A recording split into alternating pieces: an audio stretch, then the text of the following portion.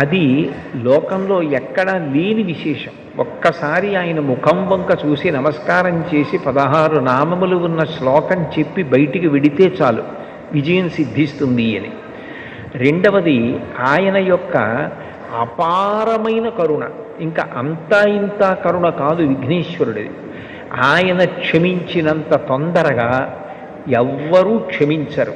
మీరు చూడండి, అందరికన్నా ఎక్కువగా మరిచిపోయే లక్షణం ఎవరికి ఉంటుంది అంటే పిల్లల యందు ఉంటుంది.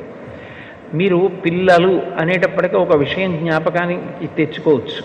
పెద్దవాళ్ళు ఏదైనా తింటున్నారనుకోండి, ఎవరో పెద్దలు వచ్చారు ఇంటికి, ఇంట్లో భోజనమో పలహారమో చేస్తున్న పెద్ద ఆయన ఆ పళ్ళెం పట్టుకునో లేకపోతే చేతిలో ఏ ఉండ్రాయో కుడుమో పట్టుకుని తింటూ వీధిలోకి వెళ్ళి స్వాగతం పలకడం, ఆ పళ్ళెం లోపల పెట్టి తాను పెడతాడు. విఘ్నేశ్వరుడు ఒక్కడు మాత్రం చేతిలో కుడుము పట్టుకుని తిరుగుతూ ఉంటాడు. అంటే పిల్లవాడి లక్షణం. ఆయన మనసుకి కలిగినటువంటి కష్టాన్ని చాలా తొందరగా ఒక బాలుడు ఎలా మరిచిపోతాడో అలా మరిచిపోయి క్షమించగలిగినటువంటి గుణం, అనుగ్రహించగలిగిన గుణం విఘ్నేశ్వరుని యందు ఉంది. అందుకని ఆయన బాలరూపంతో ఎప్పుడు చేతిలో కుడుము పట్టుకుని తిరుగుతూ ఉంటాడు. అది కారణం. బాలగణపతి అని ఎప్పటికీ ఆయన పరమశివుని యొక్క పెద్ద కుమారుడు. తమిళ దేశంలో పిళ్ళయార్ పిళ్ళయార్ అంటుంటారు. అంటే పెద్ద కొడుకు పెద్ద కొడుకు. ఎప్పటికీ అలా పెద్ద కొడుకు ఒక పిల్లవాడిగా ఉండిపోవడానికి కారణం ఏమిటంటే ఆయన యొక్క క్షమాగుణం. ఇది రెండవ లక్షణం. ఇక మూడవ లక్షణం ఏమిటి అంటే విఘ్నేశ్వరుణ్ణి స్మరించినంత మాత్రము చేత విఘ్నము తొలగిపోతుంది. విఘ్నము అంటే పరమ ప్రమాదకరమైనది. అది కార్యహంతి, అంటే ఇక కార్యము జరగకుండా చేసేస్తుంది. ఏదో కష్టపడితే కార్యం జరగడం కాదు, అసలు ఇక ఆ కార్యం జరగదు, అర్ధంతరంగా ఆగిపోతుంది. అట్లా కార్యం ఆగిపోయింది అంటే విఘ్నేశ్వరుని యొక్క అనుగ్రహం లేదు అని గుర్తు. అందుచేత విఘ్నమును తొలగించి కార్యము జరిగేటట్లు చెయ్యగలిగిన వాడెవరు అంటే విఘ్నేశ్వరుడు. విచిత్రమైన విషయం ఏమిటంటే ఇంత గొప్ప అనుగ్రహం ఇవ్వగలిగినటువంటి విఘ్నేశ్వరుడు కేవలముగా తనకేదో పెద్ద ఉపకారం చేస్తే, చాలా గొప్ప పూజ చేస్తే అనుగ్రహించడం కాదు, పరమ తేలికగా అనుగ్రహిస్తాడు. ఎంత తేలికగా అనుగ్రహిస్తాడు అంటే 4 గరికపోచలు తీసుకొచ్చి ఆయన పాదముల మీద సమర్పించినంత మాత్రం చేత ఆయన ప్రసన్నుడైపోతాడు.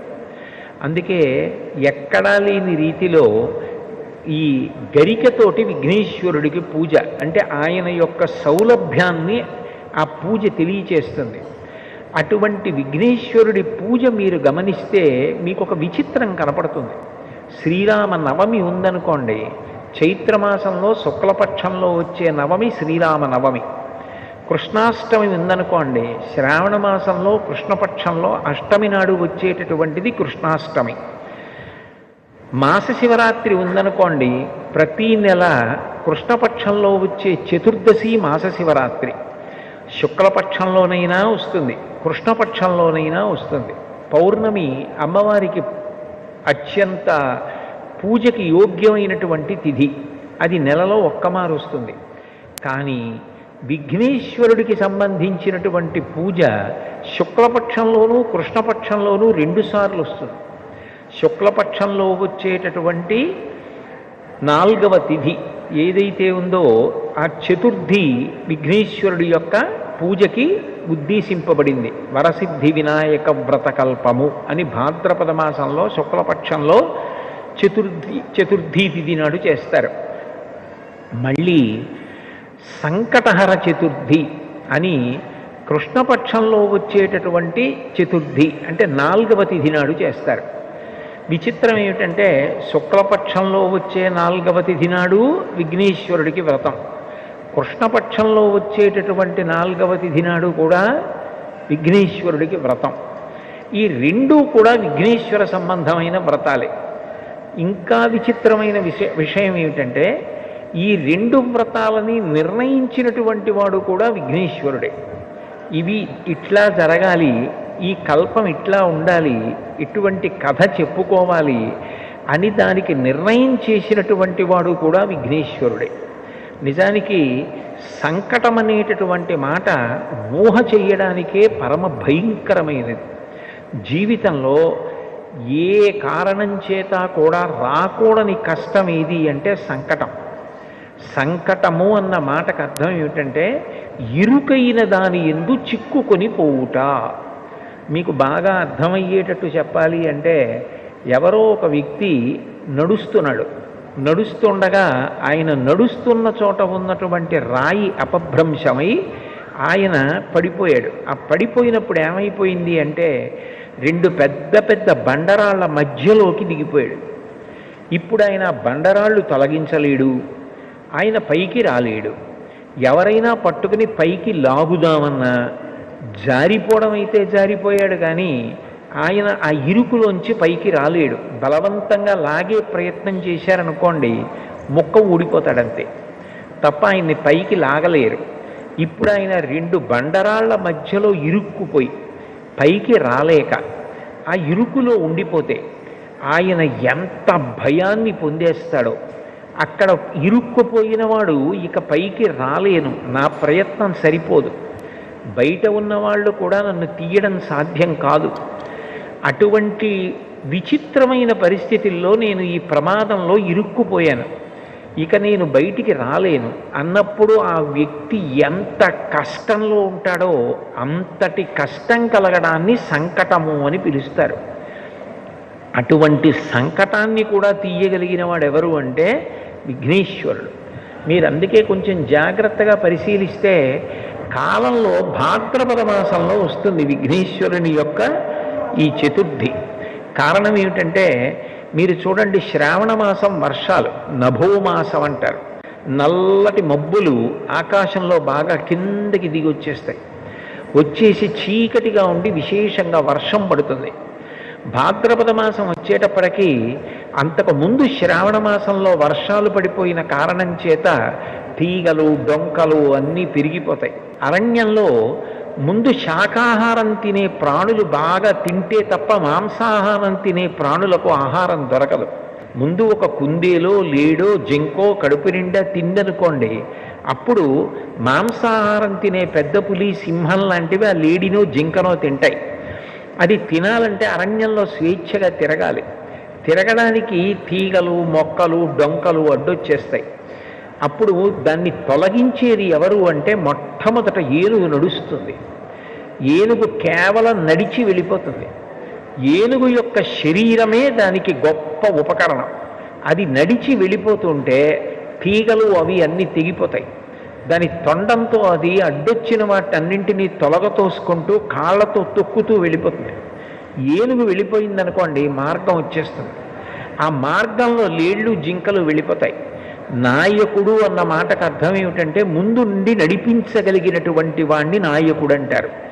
నయన నాయక, నయనం అంటే కన్ను, ఇది ముందు పనిచేస్తుంది, దూరంగా ఉన్నదాన్ని కూడా చూస్తుంది. మనసు దాని యందు అనురక్తమవుతుంది.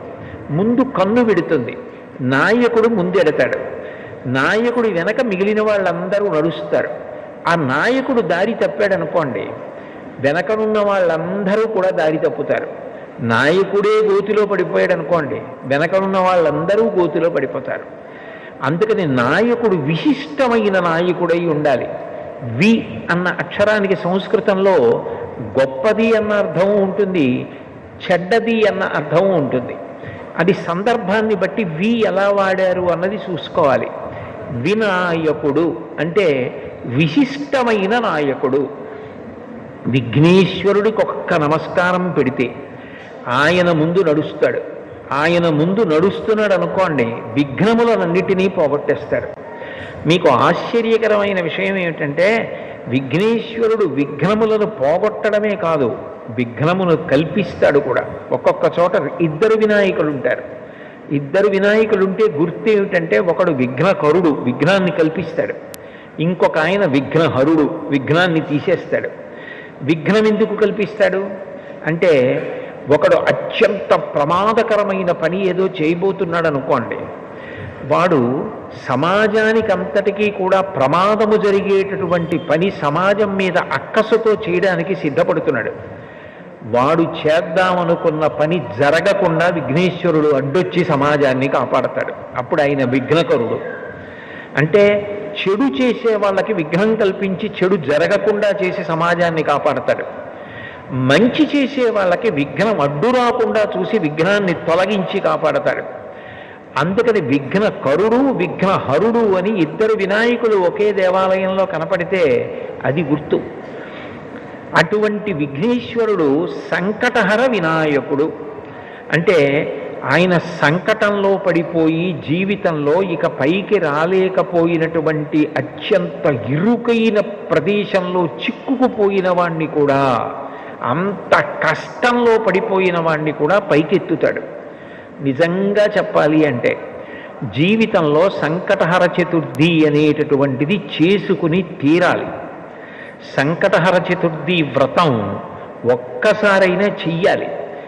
నేనైతే ఏం చెప్తానంటే వ్యక్తిగతంగా సాధ్యమైనంత వరకు సంకటహర చతుర్థి వ్రతాన్ని ప్రతివారు సంవత్సరంలో ఒకసారైనా చేసుకోవడం అలవాటు చేసుకోవాలి.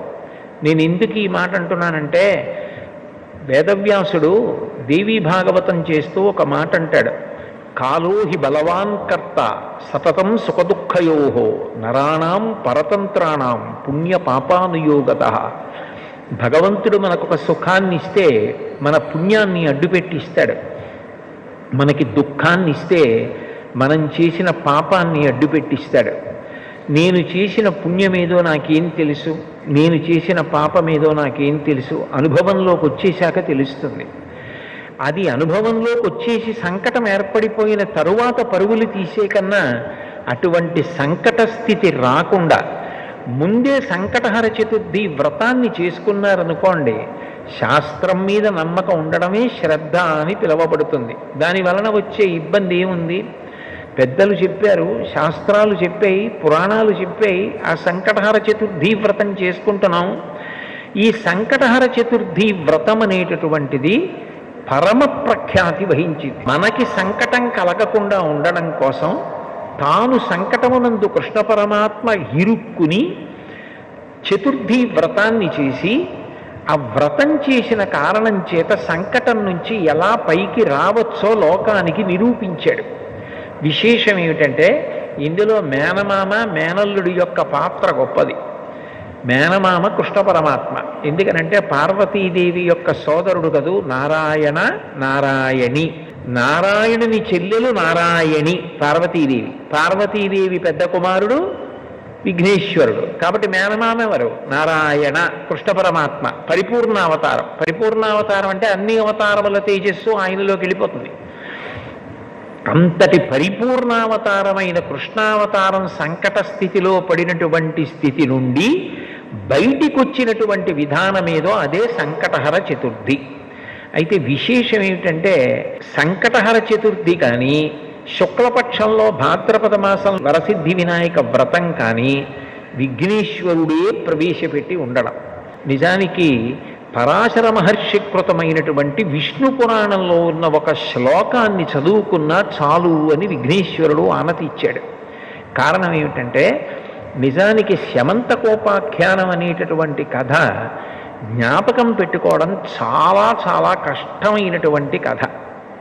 అది మీరు ఒకసారి విన్నారనుకోండి, మీకు బాగా జ్ఞాపకం ఉండిపోయిందనుకోండి, చాలా సంతోషకరమైన విషయం. కానీ అంత తేలికగా జ్ఞాపకం ఉండిపోవడం సాధ్యం కాదు. కొంచెం మలుపులు అట్లా తిరిగిపోతుంది.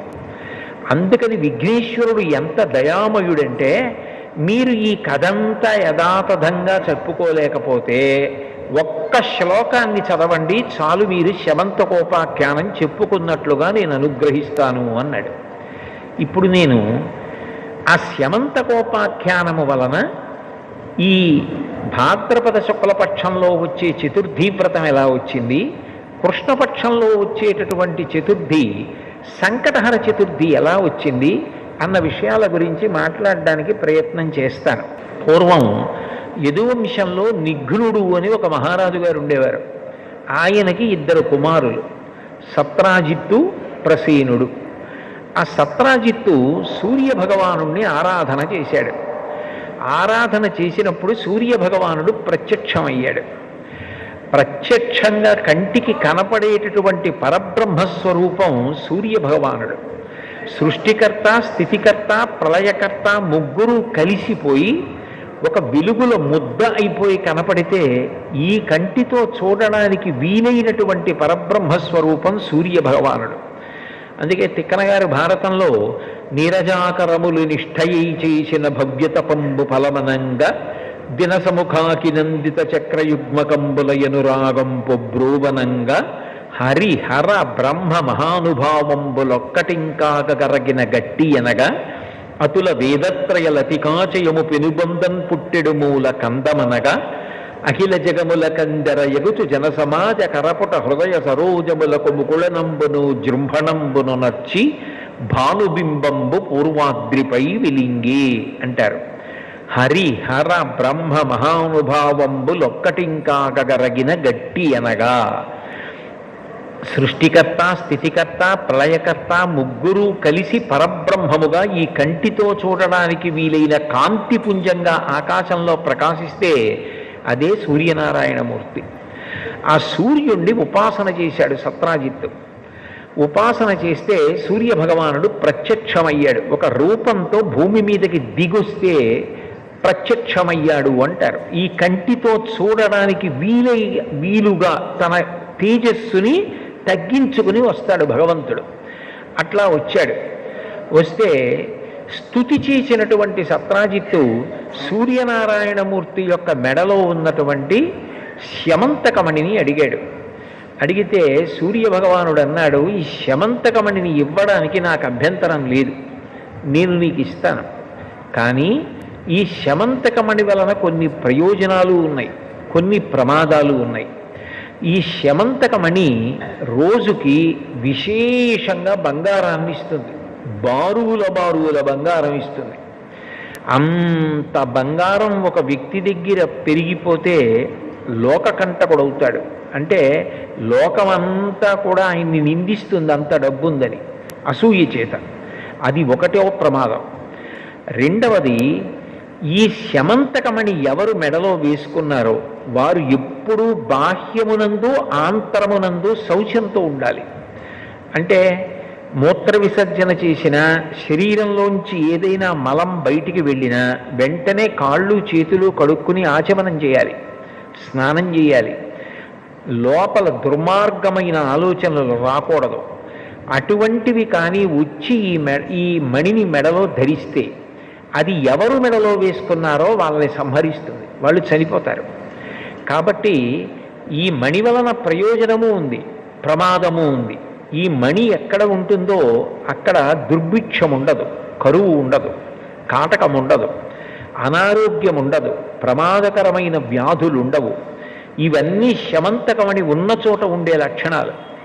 శమంతకమణి ధరించిన వ్యక్తి బాహ్యాభ్యంతర శౌచాన్ని పొంది ఉండకపోతే మాత్రం ఆ వ్యక్తి మరణిస్తాడు అని చెప్పి సూర్యభగవానుడు శమంతకమణిని సత్రాజిత్తుకి ఇచ్చాడు. సత్రాజిత్తు సంతోషంగా మణిని మెడలో వేసుకుని నగర వీధులలో వస్తున్నాడు. ద్వారకానగర పౌరులందరూ కూడా ఆ సత్రాజిత్తుని చూసి ఎంత తేజస్సుతో వెలిగిపోతున్నాడో, బహుశः ఎవరో దేవత వస్తున్నాడు కృష్ణ పరమాత్మ దర్శనానికి అనుకొని పరిగెత్తికెళ్ళి కృష్ణుడికి చెప్పారు. కృష్ణుడికి తెలియని విషయం ఏముంటుంది, సర్వజ్ఞుడు. సూర్యనారాయణమూర్తి నుండి వరంగా శమంతకమణిని సత్రాజిత్తు పొందాడు అన్న విషయాన్ని గ్రహించి సత్రాజిత్తుని సభకి పిలిపించి, వ్యక్తి ఐశ్వర్యవంతుడైపోయి ప్రభుత్వం పేదదైపోతే అర్థం లేని విషయం అయిపోతుంది. ఈ శమంతకమణి నీ దగ్గర ఉంటే బారువుల బంగారం నీ దగ్గర పెరిగిపోతే ఉపయోగం ఏముంది? ఇది మహారాజు దగ్గర ఉంటే ఈ బంగారం దేశక్షేమానికి వినియోగించవచ్చు. కాబట్టి ఆ శమంతకమణిని మహారాజుకి ఇమ్మని అడిగాడు. కృష్ణ పరమాత్మ యొక్క తత్వాన్ని మీరు పరిశీలిస్తే ఆయన దయాసముద్రుడు, ఆయన పరమాత్మ. ఆయనకి స్వార్థం, ఆయనకి అవన్నీ తీసుకుని దాచుకుందామన్న అవసరం ఆయనకి ఎందుకుంటుంది? లక్ష్మీదేవికి పతి ఆయన, లక్ష్మీదేవికే భర్త అయిన పరమాత్మ ఇవన్నీ నాకు కావాలని కోరుకోవలసిన అవసరం ఏముంది? ప్రజాక్షేమము కొరకు అడిగాడు ఆయన. కానీ సత్రాజిత్తు ఇవ్వకపోగా ఈ కృష్ణ పరమాత్మకి బాల్యం నుంచి కూడా నవనీత చోరుడు అని ఒక పేరుంది. ఈ శమంతకమణిని అపహరిస్తాడేమోనని భయపడి తన దగ్గర పెట్టుకోవడం మానేశాడు. అంటే ఆంతరమునందు శౌచము పోయింది, భగవంతుడికి వ్యతిరేకమైన ఆలోచన వచ్చింది, స్వార్థం పెరిగిపోయింది, ప్రభువు దగ్గర ఉండవలసినది తన దగ్గరే ఉండాలని కోరిక పెరిగింది. ఇదంతా కూడా ఆంతర శౌచం పోవడానికి కారణమైంది. తన దగ్గర ఉంటే ప్రమాదం జరుగుతుందేమోనని తన తమ్ముడు ప్రసేనజిత్తుకి ఇచ్చి ఇది నువ్వు మెడలో వేసుకు తిరిగన్నాడు. ప్రసేనజిత్తు మెడలో వేసుకు తిరుగుతూ ఉండేవాడు. ఒక రోజున ప్రసేనజిత్తు వేటకి బయలుదేరాడు.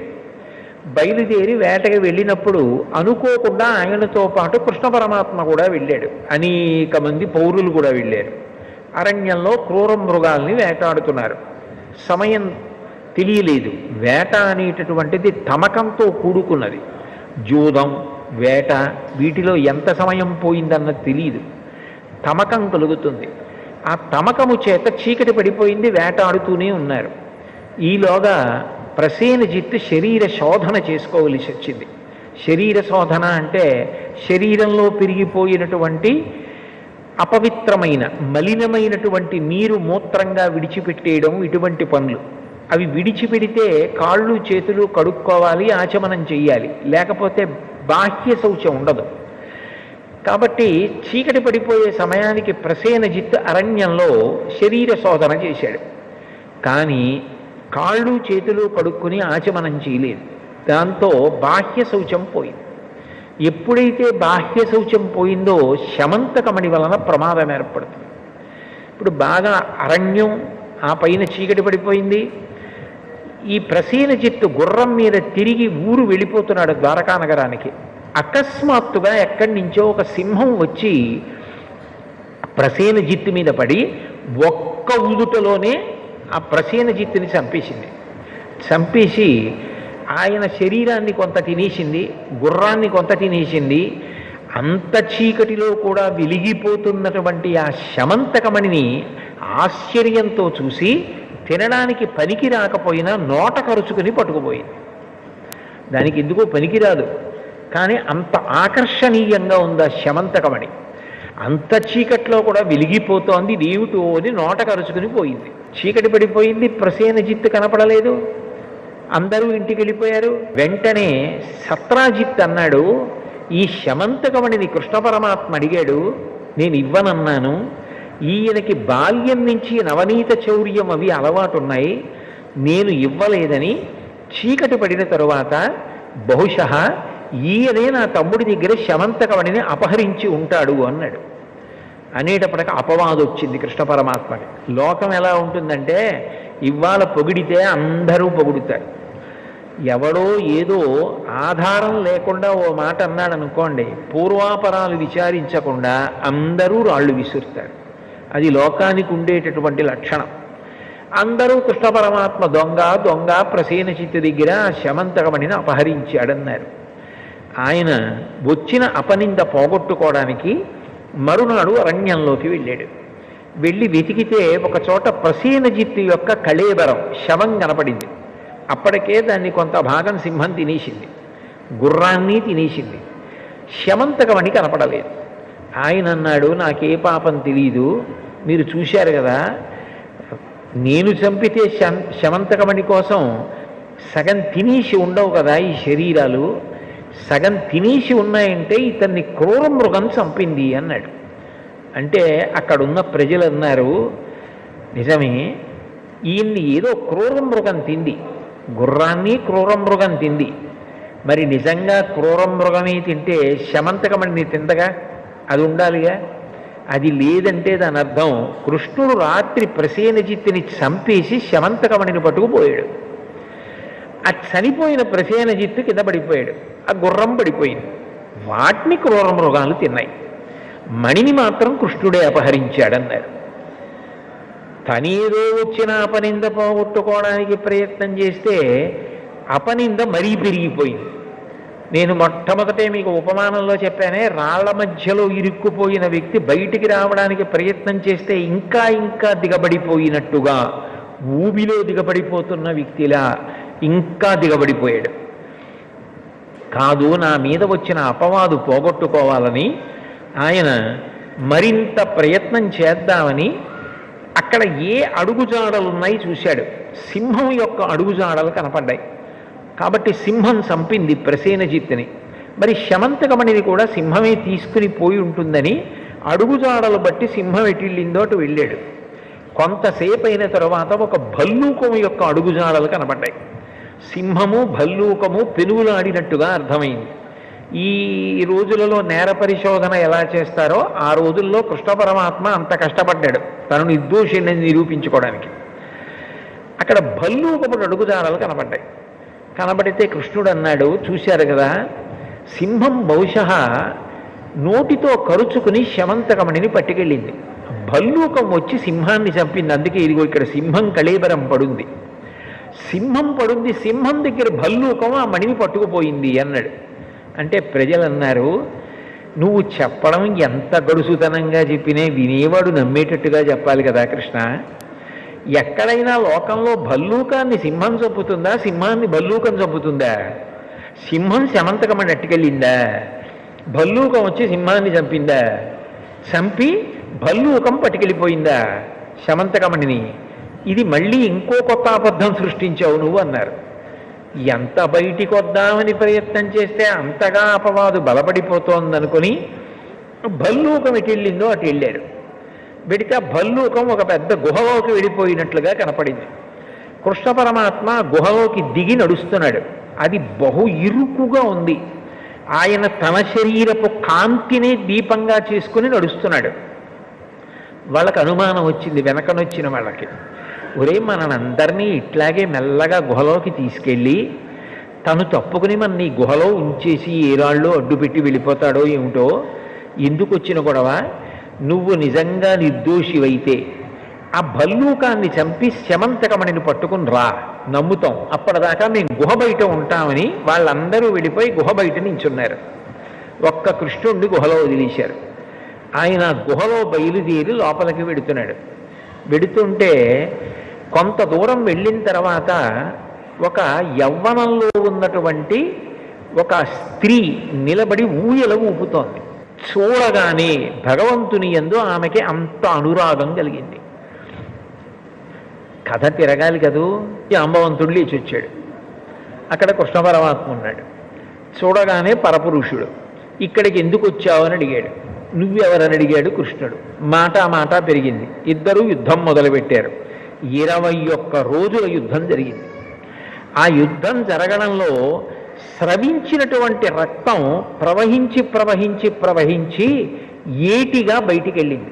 బహుశः విఘ్నేశ్వరుడు ఎక్కడ వ్యక్తమై విఘ్నేశ్వరుడు ఎక్కడ అనుగ్రహం చూపించాలన్న ప్రవాహం ముందలా వెడుతుందో ఏమో. మరి కాణిపాకంలో కూడా మరి అలాగేగా, బావిలోంచి మొట్టమొదట నెత్తురే వచ్చింది. ఆ తర్వాత ఈ కాణిపాకం 1.25 ఎకరాల వరకు ఉన్నటువంటి భూమి తడిసిపోయేటట్టుగా కొబ్బరికాయలు కొట్టి నీళ్లు ప్రవహిస్తే విఘ్నేశ్వర మూర్తి వ్యక్తమైంది. కాబట్టి ఆ నెత్తురు గుహలో ఉంచి బయటికి వెళ్ళింది. వాళ్ళు అనుకున్నారు లోపల ఏదో పెద్ద యుద్ధం జరుగుతోంది, కృష్ణుడు భల్లూకంతో చేశాడో భల్లూక సైన్యంతో చేశాడో కృష్ణుడిని మట్టు పెట్టారో మనకి తెలియదు, కానీ ఇద్దరిలో ఎవరు బయటకు వచ్చినా ప్రమాదం, మనకెందుకు వచ్చిన గొడవని పోతే కృష్ణుడు కదా పోతాడని చెప్పేసి బండలు అడ్డు పెట్టి వాళ్ళు వెళ్ళిపోయారు.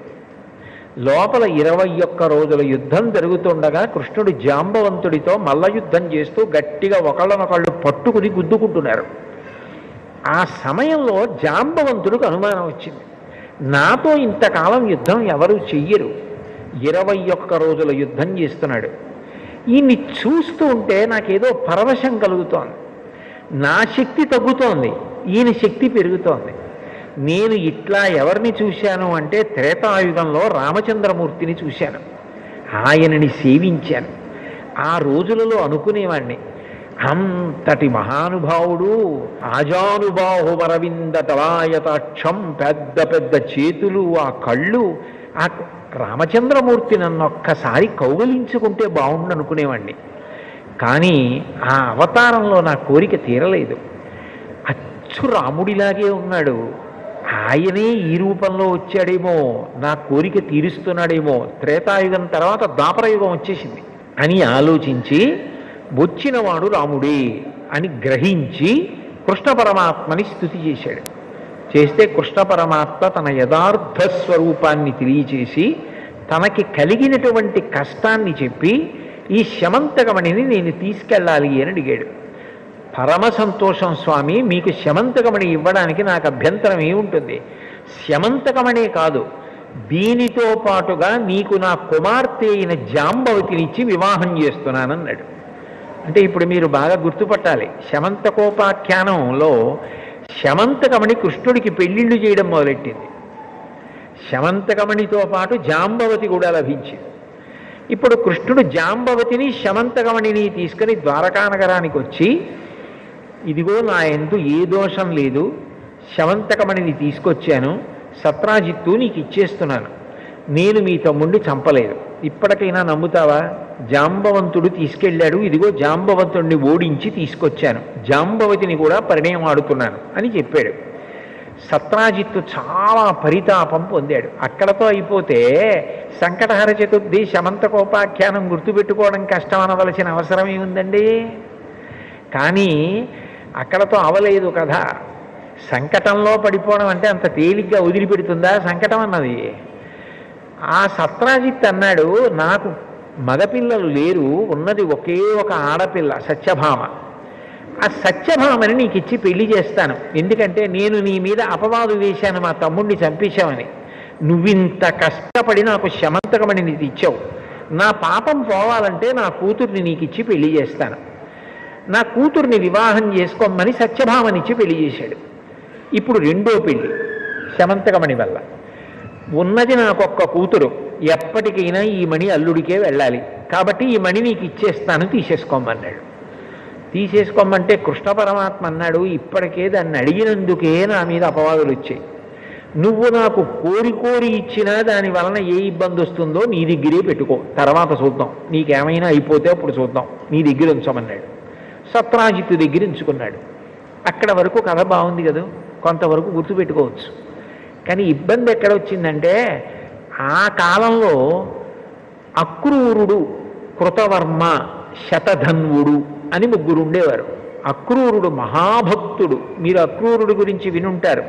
కంస సంహారానికి భాగవతంలో బలరామకృష్ణుల్ని తీసుకెళ్ళింది అక్రూరుడి. అంతటి మహాభక్తుడు అక్రూరుడు. అటువంటి అక్రూరుడు, కృతవర్మ, శతధన్వుడు, వీళ్ళు ముగ్గురు సత్రాజిత్తుని సత్యభామనిచ్చి పెళ్లి చెయ్యమని అడుగుతూ ఉండేవారు. అడిగితే సత్రాజిత్ అనేవాడు, ఇంకా నిర్ణయించుకోలేదు, మీ ముగ్గురులో ఎవరికో ఒకళ్ళకి ఇచ్చి వివాహం చేస్తానంటూ ఉండేవాడు. అకస్మాత్తుగా ఈ సంఘటన జరిగి ఎప్పుడైతే శమంతకమణిని కృష్ణ పరమాత్మ తీసుకొచ్చి ఇచ్చేశాడో, అంత కష్టపడ్డాడో అపవాదు నుంచి బయటపడడానికి, బాధపడినటువంటి సత్రాజిత్తు సత్యభామని కృష్ణ పరమాత్మకిచ్చి వివాహం చేశాడు. దాంతో వాళ్ళ ముగ్గురికి కోపం బయలుదేరింది. మాకిస్తానన్న సత్యభామని ఇవ్వకుండా కృష్ణుడికి ఇచ్చాడు అని అవకాశం కోసం ఎదురు చూస్తున్నారు. ఒకానొకప్పుడు పాండవుల్ని లక్క ఇంట్లో పెట్టి కాల్చేశారు అని చెప్పి వాళ్ళు దగ్ధమైపోయారని వార్త బయలుదేరింది. ఆయనకి తెలియదా కృష్ణ పరమాత్మకి వాళ్ళు బ్రతికున్నారని తెలుసు. కానీ ధృతరాష్ట్రుణ్ణి ఏదో సేద తీర్చడానికి, పరామర్శించడానికి వెళ్ళినట్టుగా హస్తినాపురానికి వెళ్ళాడు. ఇదే అవకాశం, కృష్ణుడు లేడు ఊళ్ళో, ఇప్పుడే సత్రాజిత్తు మీద ప్రతీకారం తీర్చుకోవాలని అక్రూరుడు, కృతవర్మ, శతధన్వుడు ముగ్గురు సత్రాజిత్తు ఇంట్లోకి ప్రవేశించి ఆ శమంతకమణిని అపహరించారు. అపహరించిన తర్వాత ఈ శతధన్వుడు అన్నాయన ఇంకొంచెం దూరం వెళ్ళి ఆ సత్రాజిత్తుని సంహరించేశాడు. చంపేసి ముగ్గురు కలిసి పారిపోతున్నారు.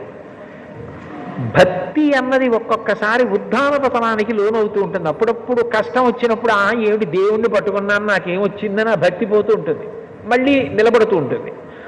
అక్రూరుడు తప్పు మనకి ఎందుకు ఈ పనులు, అసలు ఎందుకు ఇట్లాంటి పని చేశాను, కృష్ణ పరమాత్మకి సత్యభామ దక్కితే నేను ఎందుకు అసూయపడాలని బాధపడ్డాడు. శతధన్వుడు తొందరపడి మరి సత్రాజిత్తుని కూడా చంపేశాడు. ఈలోగా మళ్ళీ కృష్ణుడు వచ్చేస్తున్నాడని కబురు అందింది. మామగారు చనిపోయాడని కబురు వెళ్ళింది కృష్ణుడికి. వెనక్కి వస్తున్నాడు.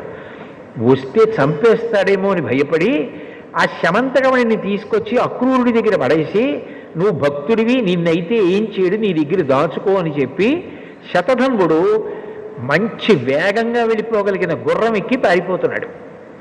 కృష్ణుడు రాని వచ్చాడు. సత్రాజిత్తుని ఎవరు చంపారని భోగట్టా చేశాడు. చేస్తే శతధన్వుడు చంపేశాడని తెలిసింది. వెళ్ళి అన్నగారు బలరాముణ్ణి కూడా రథం మీద ఎక్కించుకొని ఆ శతధన్వుణ్ణి వెంబడించాడు.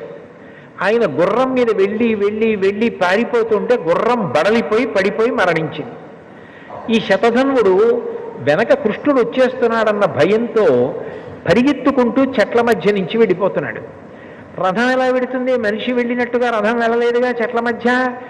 అందుకని కృష్ణుడు అన్నాడు రథం దిగి, అన్నయ్య నువ్వు రథంలో కూర్చో, నేను వెళ్ళి శతధన్వుణ్ణి శిక్ష వేసి ఆ శమంతకమణిని తీసుకొస్తానని చెప్పి అన్నగారిని బలరాముడి రథంలో కూర్చోబెట్టి తాను పరిగెత్తుకుంటూ వెళ్ళి శతధన్వుణ్ణి పట్టుకుంటే శతధన్వుడితో యుద్ధం జరగడంలో శతధన్వుణ్ణి సంహరించి ఒళ్ళంతా వెతికాడు.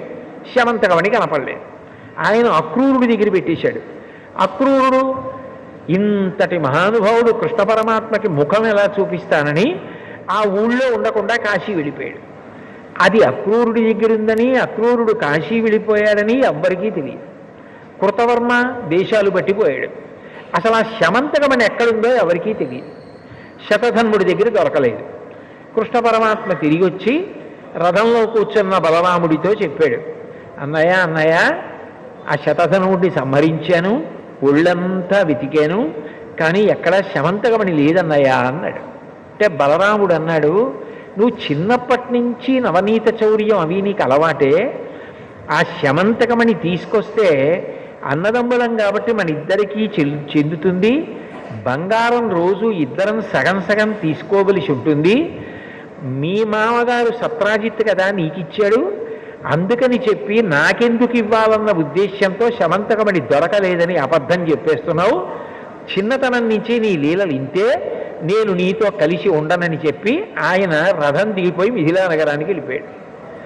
ఇదెక్కడి ప్రారంభం రా ఈ శమంతకమణితో అనుకుని కృష్ణ పరమాత్మ అంతఃపురానికి దిగాలుబడి సత్యభామకి అనుమానం బయలుదేరింది, జాంబవతికి అనుమానం బయలుదేరింది. వాళ్ళకెందుకు అనుమానం అంటే సత్యభామ అనుకుంది ఇది యథార్థానికి మా నాన్నగారు ఇచ్చారు అల్లుడికి, కానీ అంతకన్నా ముందు నిజానికి ఎవరిచ్చారు? జాంబవంతుడు ఇచ్చాడు ప్రసేనుణ్ణి చంపి సింహం తీసుకుపోతుంటే. ఇప్పుడు ఆ శమంతకమణి కృష్ణుడి దగ్గర ఉంటే సత్రాజిత్ ఇచ్చాడన్న పేరు వస్తుందేమో, సత్యభామ వెలిగిపోతుంది అన్న ఉద్దేశ్యంతో జాంబవతి మీద ప్రేమతో అది ఎక్కడో దాచేశాడు కృష్ణుడు. దాచేసి పోయిందని చెప్పేస్తున్నాడు. జాంబవతికి ప్రీతి చేయడం కోసమని మా నాన్నగారిచ్చారన్న మాట రాకుండా ఉండడం కోసం కనపట్టలేదని చెప్తున్నాడని సత్యభామ అనుకుంది. నిజానికి మా నాన్నగారు కదా సింహాన్ని చంపి తీసుకొచ్చి కృష్ణుడికి ఇచ్చింది, కానీ సత్రాజిత్తు మీద ప్రేమతో సత్యభామ మీద ప్రేమతో మా నాన్నగారి పేరు మాటుకెళ్ళిపోయేటట్టుగా చేయడానికి మణి కనపట్టలేదని చెప్పేస్తున్నారు ఆయన అని జాంబవతి అనుకుంది. ఇటు భార్య జాంబవతి అనుమానించింది, అటు భార్య సత్యభామ అనుమానించింది. ఇటు అన్నగారు ఊరు వదిలిపెట్టి వెళ్ళిపోయాడు. ఊళ్ళో పౌరులందరూ మళ్ళీ మనం అనుకున్నాం కానీ కన్ను అలాగే ఉంది కృష్ణుడికి ఆ శమంతకమణి మీద, పట్టుకొచ్చినట్టే పట్టుకొచ్చి మళ్ళీ దాన్ని ఆయనే ఎత్తుకుపోయాడు అని మళ్ళీ వదంతి బయలుదేరి. అసలు ఇందులోంచి బయటికి ఎట్లా రావాలి? ఇది బయటికి రావాలంటే శమంతకమణి ఎక్కడుందో తెలియాలి.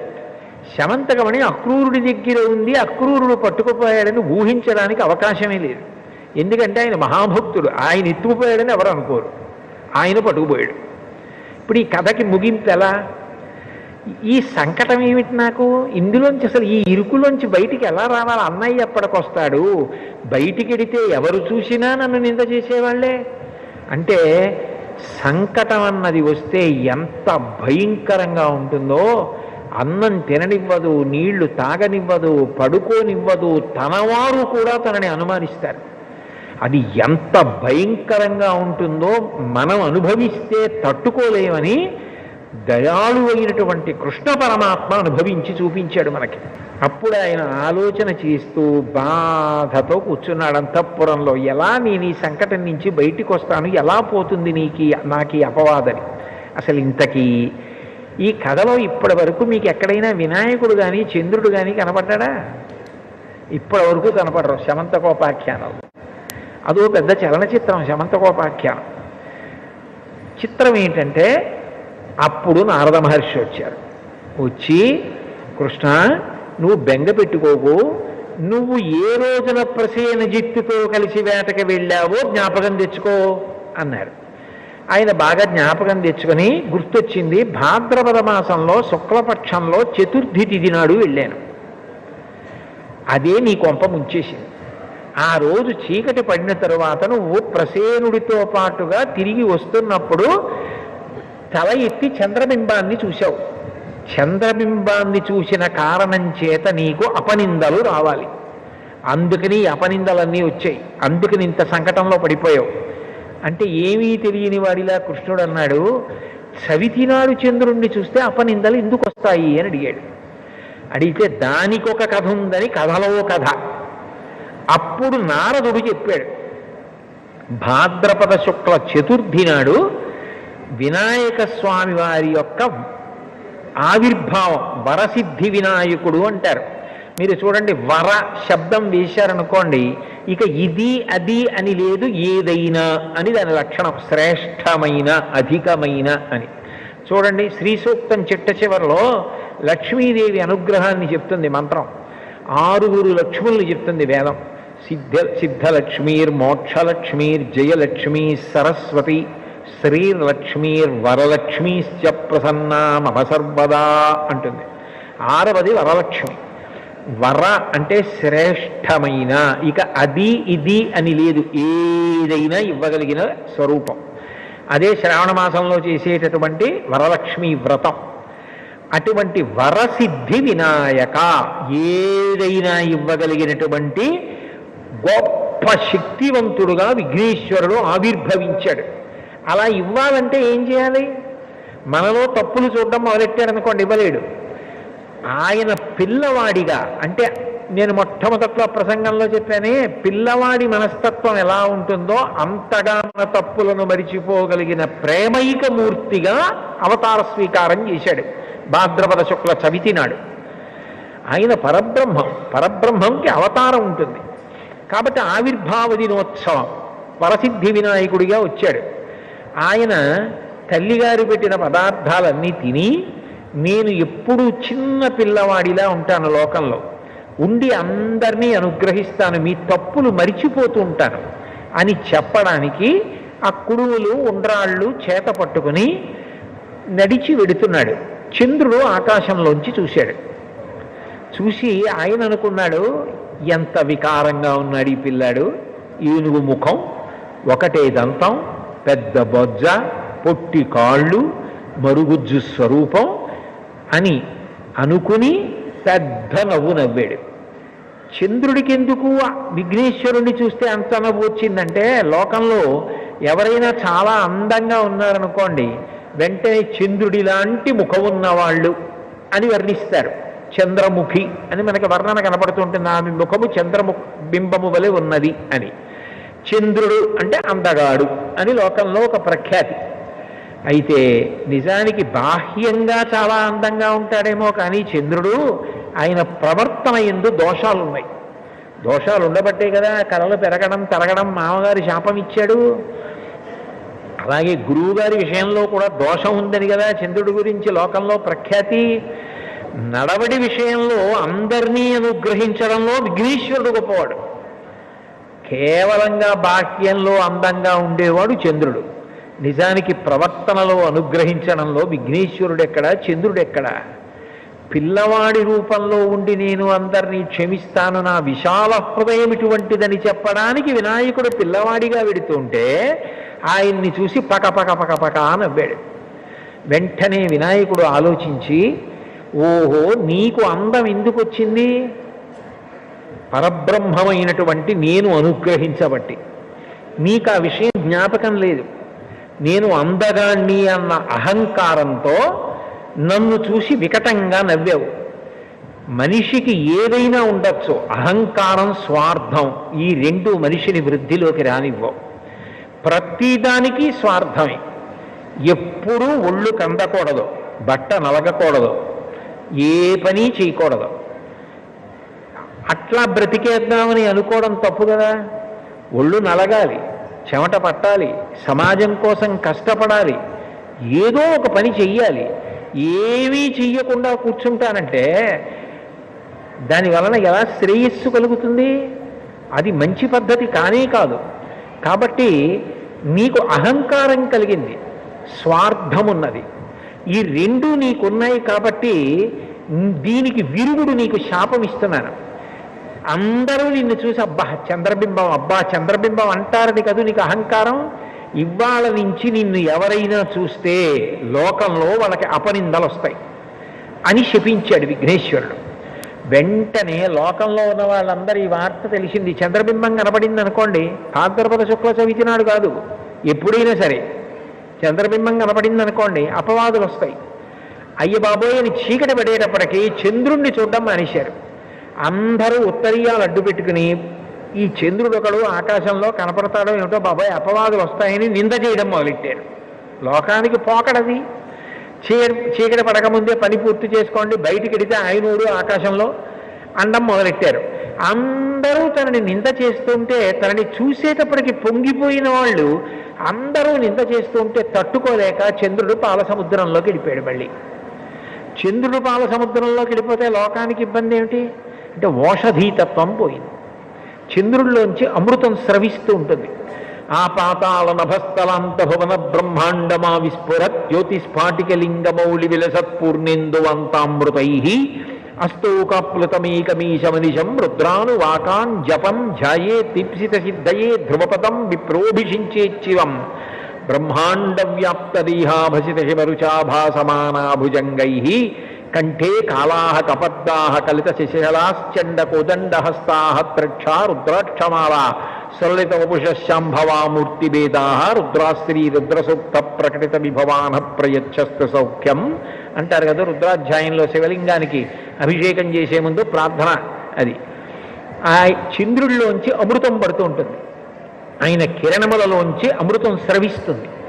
అది గింజల మీద పడింది అనుకోండి, పంట పండినప్పుడు ఎన్నేళ్లు దాచినా మళ్ళీ మీరు ధాన్యం పట్టుకెళ్ళి భూమిలో చల్లితే అందులోంచి మొక్క వస్తుంది. ఒక్క మొక్క వస్తే కంకు వస్తే ఇంత ధాన్యం వస్తుంది.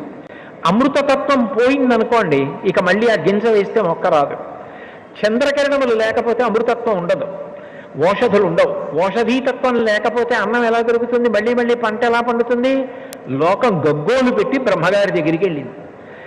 ఏ ఇబ్బంది వచ్చినా దేవతలు కానీ మనుష్యులు కానీ బ్రహ్మగారి దగ్గరికి వెడతారు. అందరూ కలిసి బ్రహ్మగారి దగ్గరికి వెళ్ళారు. వెడితే బ్రహ్మగారు అన్నారు, ఇది విఘ్నేశ్వర శాపం చంద్రుడికి. ఆయన విఘ్నేశ్వరుణ్ణి చూసి వికటంగా నవ్వాడు. అహంకారంతో స్వార్థంతో శపించాడు విఘ్నేశ్వరుడు, నిన్ను చూస్తే అపనిందలు వస్తాయని. ఆయన తీయాల శాపం, ఆయన పరబ్రహ్మం, నేను తీయకూడదు. కాబట్టి మీరు విఘ్నేశ్వరుడి దగ్గరికి వెళ్ళండి అన్నాడు. దేవతలు మనుష్యులు అందరూ విఘ్నేశ్వరుడి దగ్గరికి వెళ్ళి ప్రార్థన చేశారు. ప్రార్థన చేస్తే దయాళువు కదూ, అందుకని వెంటనే విఘ్నేశ్వరుడు అన్నాడు, అయితే నా శాపాన్ని నేను బాగా తగ్గించేస్తున్నాను. ఒక్క భాద్రపద మాసంలో వచ్చినటువంటి శుక్లపక్ష చవితి నాడు నన్ను చూసి చంద్రుడు నవ్వాడు కాబట్టి ఆ ఒక్కరోజు చంద్రుణ్ణి చూడకూడదు. ఆ ఒక్కరోజు చంద్రుణ్ణి చూస్తే మాత్రం అపవాదులు సంకట స్థితి ఏర్పడి తీరుతుంది. మిగిలిన రోజుల్లో చంద్రుణ్ణి చూసినా పర్వాలేదు అనేటప్పటికీ ఈ వార్త పట్టుకెళ్ళి పాలసముద్రంలో చంద్రుడికి చెప్పారు. అమ్మయ్యా, విఘ్నేశ్వరుడు నాకు శాపాన్ని విముక్తి చేశాడు, ఇంకెప్పుడు నా జన్మలో అహంకారం జోలికి పోను, స్వార్థం జోలికి పోను, ఎందుకు పనికొస్తుంది వాక్యంలో అందం, విఘ్నేశ్వరుడిలా ఉండాలి మనిషి అని తెలుసుకుని చంద్రుడు చెంపలేసుకుని బయట వచ్చాడు. విఘ్నేశ్వరుడు ఎంత దయాళు అంటే ఆయన చంద్రుడు తప్పు తెలుసుకున్నాడని పొంగిపోయి నృత్యం చేశాడు. ఎవరైనా నృత్యం చేయడానికి వచ్చారనుకోండి, వాళ్ళు చాలా విపరీతమైన లావుగా పొట్టిగా ఉన్నారనుకోండి, వాళ్ళు నృత్యం చేస్తే నవ్వుతారు. నృత్యం చేయాలంటే ఏదో సన్నగా శరీరం దానికి సహకరించేటట్టుగా అందంగా ఉంటే నృత్యం చేస్తే బాగుంటుంది. అంతేగాని విఘ్నేశ్వరుడు నృత్యం చేయడం ఏమిటి అంటే, ఆయన అవతలవాడు తన తప్పు తెలుసుకుంటే సంతోషాన్ని పట్టలేక నృత్యం చేశాడు. చంద్రుడు వచ్చి క్షమాపణ అడిగాడని కాదు, చంద్రుడు తప్పు తెలుసుకున్నాడు చాలు. ఎవడి తప్పు వాడు తెలుసుకుంటే చాలు. నృత్యం చేస్తే నృత్య గణపతి స్వరూపం వచ్చింది. అప్పుడు చంద్రుడు వచ్చి మళ్ళీ ఆకాశంలోకి ఎక్కాడు. మళ్ళీ ఓషధీతత్వం వచ్చింది. మళ్ళీ వెనక్కి రండి, నారదుడు ఈ విషయం చెప్పి కృష్ణ పరమాత్మకి, కృష్ణ భాద్రపద శుక్ల చవితి నాడు నువ్వు ప్రసేనుడితో కలిసి వేటకి వెళ్ళి చీకటి పడ్డాక చంద్రబింబాన్ని చూశావు, అందుకని వచ్చింది ఈ సంకట స్థితి. ఇది పోవాలి అంటే నువ్వు కూడా మళ్ళీ విఘ్నేశ్వరుడి యొక్క వ్రతం చెయ్యాలి. మళ్ళీ నువ్వు కూడా భాద్రపద శుక్లపక్షంలో చవితి నాడు వచ్చేటటువంటి విఘ్నేశ్వరుడి యొక్క వ్రతం చేస్తే ఆయన యొక్క అనుగ్రహానికి పాత్రుడవైతే నీకు వచ్చినటువంటి అపనింద తొలగిపోతుంది. లేకపోతే నిన్ను ఈ అపనింద ఇట్లా